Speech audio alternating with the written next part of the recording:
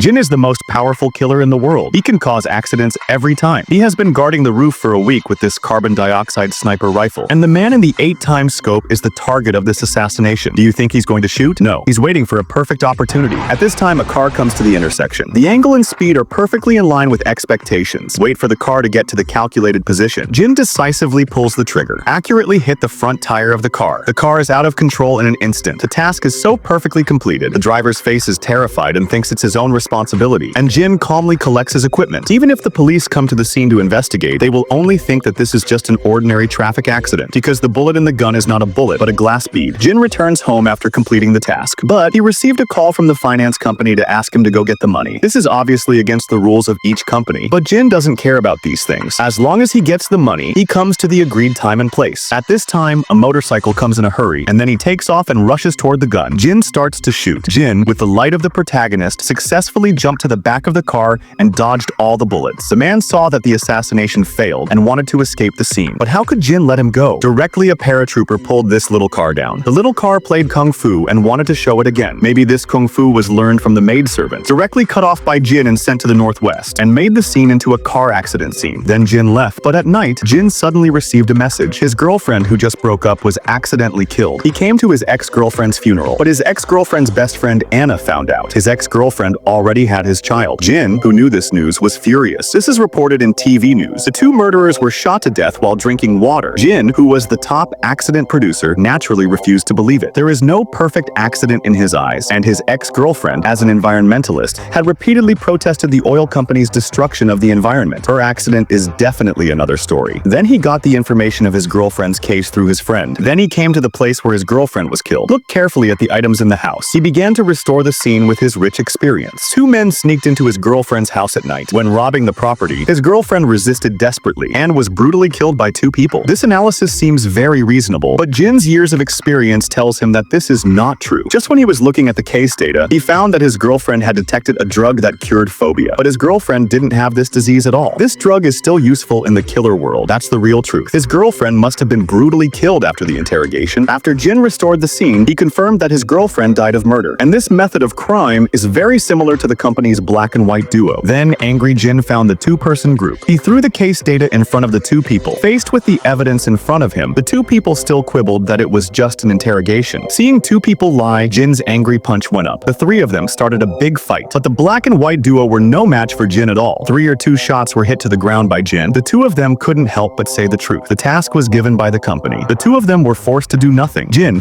who knew this news, was extremely angry. He found his master, who was also the boss of the company, Marcus. He asked him who was the employer behind the scenes, but Marcus rejected him directly because the rules require that the employer's information cannot be revealed. During the conversation, he aimed the gun at Jin, just waiting for Jin to turn his face. Knowing his master's ruthlessness, Jin hesitated, then left the bar. Jin decided to find another way out. He found his ex-girlfriend's best friend, Anna. He wanted to know in detail what his girlfriend was doing before she died, but in the next second, a strong man's fist kicked the two of them. Then the fight went crazy. The strong man, Victor, was also the company's killer. At this time, Anna tried hard to stick the knife on Victor's shoulder, but he was like a normal person. He pulled out the knife directly. Then, he stabbed Jin. Jin's legs clung to the wall. Victor fell on his head. Jin quickly asked why he wanted to kill himself, but Victor said that the target was that girl. After saying that, he went to the northwest. At this time, Anna told Jin the truth. Jin's girlfriend was investigating a petroleum company before her death. This company seriously polluted the environment. All the information was stored in a USB flash drive. Then Jin asked Anna to find the USB flash drive. He went to the bathhouse to find the company's accountant, Robert. Under the massage of baseball sticks, Robert finally said the name of the employer. At this time, Anna also got the USB flash drive. The time of hunting and killing had finally come. Jin found the employer who killed his girlfriend. It was a tragedy. The man quickly begged for mercy and told Jin the truth. Jin's girlfriend found evidence of the petroleum company's destruction of the environment. When she was about to publish the information, all the people who knew the inside story were killed, and everything was done by Marcus. In order to save his own life, the man took out a recording of Robert. He wanted Jin to let go of himself. At this time, 2 men, black and white, rushed in with guns. The man was directly hit into a bloodbath. Then White threw a grenade. Jin jumped through a doorway in midair and sent the grenade back. Before the 2 men could react, Jin rushed at them. One by one, he put them down. Black picked up a shotgun, but White was taken by Jin as a bulletproof vest. Black accidentally shot White, sending him to the northwest. In the end, Black was also taken out under the extinguisher. Jin took the head, but before Jin left, he was suddenly covered with poison smoke. This man, Edgar, was also a killer of the company and a toxic master. Fortunately, Unfortunately, Jin stopped breathing in time. That's why he didn't get hit. Then he sent Edgar to meet God. Then Jin came to the oil boss's villa. After solving the surrounding guards, he finally saw the black hand that caused all this. The female bodyguard Sophia saw that Jin had no iron in his hand. She handed the knife back to the boss. She wanted to use her whole foot to teach Jin how to be a person, but she didn't expect to be slapped on the face. She was beaten by Jin with no power to fight back. She was also kicked into the hospital by Jin. Looking at Jin, the boss Marcus hurried to throw the knife to Sophia. At first, Sophia stood at the top, but Jin is the top killer after all. A direct empty hand move. Sophia was killed by the backhand. In the end, only Marcus was left. Jin asked him if he still wanted to quibble. For survival, Marcus offered a price of 500 million, but Jin didn't like this little money. He cut his head off. Then Jin came to the company's bar. He threw the recorder to the accountant Robert. At this time, Robert understood everything. It turned out that Robert wanted to kill everyone in the company and monopolize the company's property. Jin gave Robert a box of window stickers. Robert thanked Jin, but it wasn't long after the sticker was put on that he went to the Northwest, because that window sticker was very toxic. At the end of the story, Jin left the killer organization. He became a lonely killer.